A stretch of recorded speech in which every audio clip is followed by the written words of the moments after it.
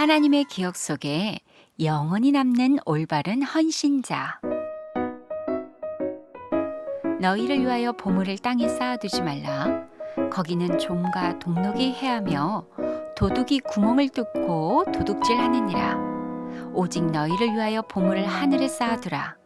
거기는 좀이나 동록이 해하지 못하며 도둑이 구멍을 뚫지도 못하고 도둑질도 못하느니라.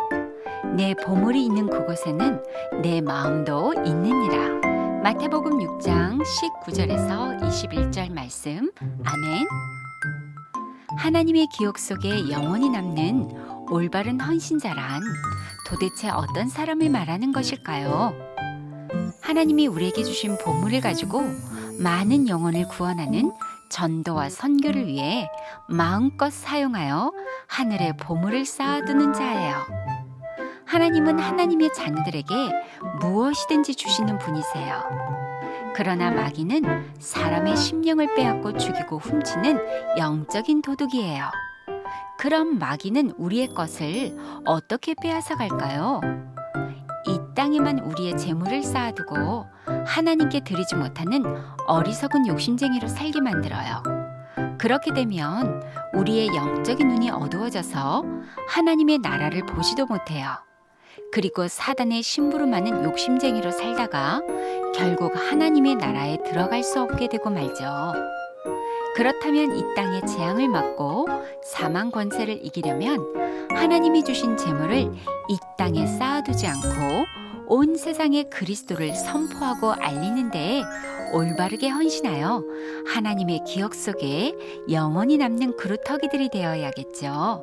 예수는 그리스도, 우리는 하나님의 자녀. 모든 문제 끝. 마귀야 가라. 성령 충만.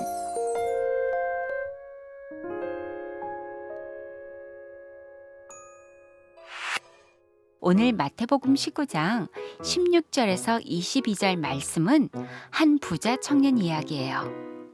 부모님으로부터 많은 재물을 물려받은 한 부자 청년이 예수님께로 달려와 무릎을 꿇으며 질문했어요. 선생님, 저도 영원한 생명을 얻어 천국에 가고 싶습니다. 제가 어떻게 해야 영원한 생명을 얻을 수 있을까요? 예수님이 대답하셨어요.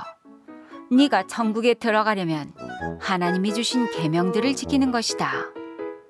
곧 다른 사람을 죽이지 마라. 남의 물건을 도둑질하지 말아라. 거짓말하지 말아라. 네 부모를 공경하라. 네 이웃을 내 몸처럼 사랑하라 하신 것이다. 그러자 청년이 말했어요. 이 모든 것은 제가 어릴 때부터 다 지켜온 것들입니다. 그런데 저에게 아직도 무엇이 부족한 것이 있나요? 예수님이 말씀하셨어요. 너의 눈이 밝아지고 너의 몸이 온전해지길 원한다면 가서 네가 가진 모든 것들을 팔아 가난한 사람들에게 나눠줘라. 그러면 하늘에서 보화가 내게 있을 것이다. 그리고 나를 따라오너라. 예수님의 말씀을 들은 청년은 가진 것이 너무나 많은 부자였어요. 하지만 예수님의 말씀을 듣고 대답하지 못했어요. 그저 슬픈 표정만 짓고 돌아갔어요. 이때 예수님이 제자들에게 말했어요. 이 땅에만 많은 재물을 쌓아두는 자는 하나님의 나라에 들어가기가 참으로 어려운 것이다. 부자 청년은 하나님이 주신 재물을 다 내 것이라고만 생각했어요. 그래서 자신이 가진 것을 가난한 사람들에게 나눠주고 싶지 않았어요. 그러나 우리 이웃의 영혼을 구원하는 데 하나님이 주신 재물을 사용하고 헌신한다면 사람들에게 칭찬받고 하나님께도 영원히 기억되는 행복자로 살게 되는 거죠. 누가복음 12장 13절에서 21절 말씀은 어리석은 부자에 관한 이야기예요.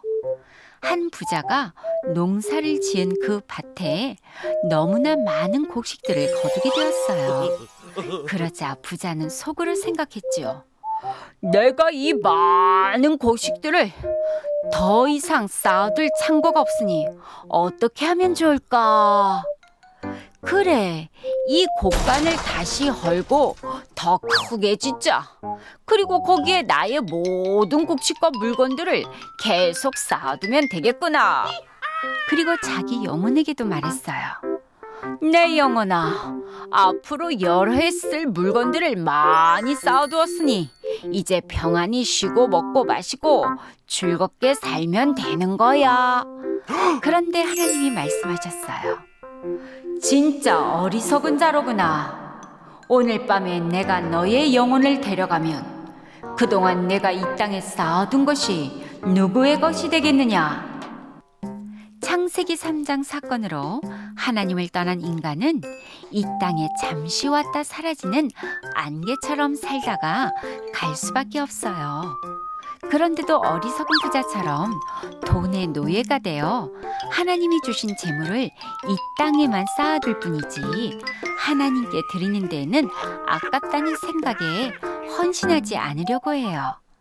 이 땅의 것에 대한 욕심을 갖고 사단의 심부름꾼이 되어 가진 재물 때문에 염려하며 시달리다가 어느 날 지옥으로 끌려가는 슬픈 운명의 날을 맞이하게 되는 거죠.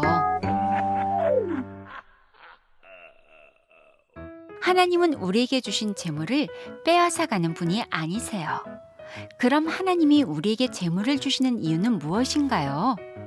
전 세계 237개 나라를 살리는 세계 복음화를 위해 하나님께 헌신해 보라고 주신 축복의 기회인 거죠. 마가복음 12장 41절에서 43절 말씀에는 가난한 과부의 헌금에 관한 이야기예요. 남편이 일찍 죽어 홀로 자녀를 키우며 살고 있는 한 가난한 과부가 있었어요. 가난한 과부는 먹고 살기 위해 하루 종일 밭에서 일을 해야만 했어요. 하지만 받은 돈은 동전 2개뿐이었죠. 성전에 많은 사람들이 하나님께 헌금하려고 모여 있었어요.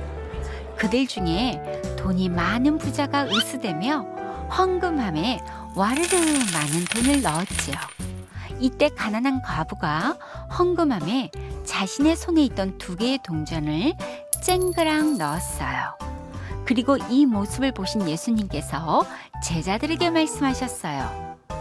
이 가난한 과부는 헌금함에 넣는 모든 사람보다 가장 많이 넣었구나. 부자는 그 풍족한 중에서 넣었지만 이 과부는 그 가난한 중에서 자신의 생활비 전부를 넣었느니라. 오늘 가난한 과부는 무엇을 보았나요? 모든 문제를 끝내신 예수 그리스도로 말미암아 나는 하나님의 자녀가 되었기에 오늘 무엇을 먹을까 마실까 입을까 걱정할 이유가 없다는 걸 깨달았던 거예요. 창세기 3장 하나님을 떠난 원죄 때문에 무시무시한 사단의 말이 우리 몸에 깊이 자리를 잡고 있어요. 그래서 하나님의 형상을 회복한 영적인 존재로 살지 않고 하나님을 거부하는 육신의 생각으로만 살려고 해요. 너는 하나님을 믿지 말고 내 자신을 믿고 살아. 이렇게 사단은 내 몸에서 말을 해요.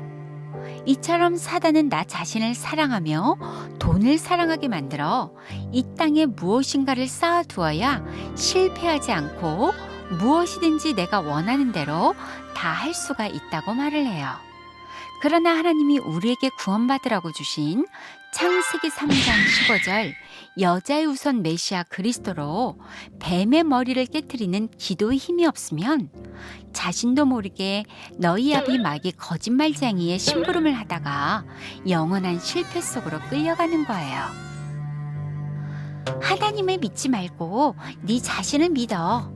이렇게 말하는 사단의 머리가 내 몸에 깊숙이 또아리를 틀고 있어요.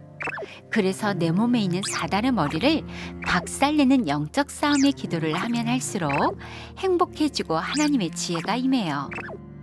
하나님의 말씀을 내 몸에 새겨놓지도 못하고 하나님의 일 세계 복음화에는 관심도 없이 눈에 보이는 것에만 집착하여 욕심쟁이로 살게 만드는 더러운 사단아, 예수 그리스도의 이름으로 명하노니 내 몸에서 떠나가라. 이제 날마다 참왕 되신 그리스도로 욕심쟁이 마귀의 일을 무너뜨려야 해요. 그리고 내 몸에 저주와 재앙, 사망 권세를 다 없애신 참 제사장 그리스도가 항상 함께 하세요. 그렇다면 우리 그루터기들도 내가 가진 작은 물질이라도 내 것이라는 욕심쟁이 마귀의 일을 깨뜨리는 영적 싸움의 군사들이 되어 전 세계 237 나라를 살리는 세계 복음화를 위해 올바르게 헌신해야겠죠. 그래서 하나님의 기억 속에 영원히 남는 영적 서밋이 되길 축복합니다.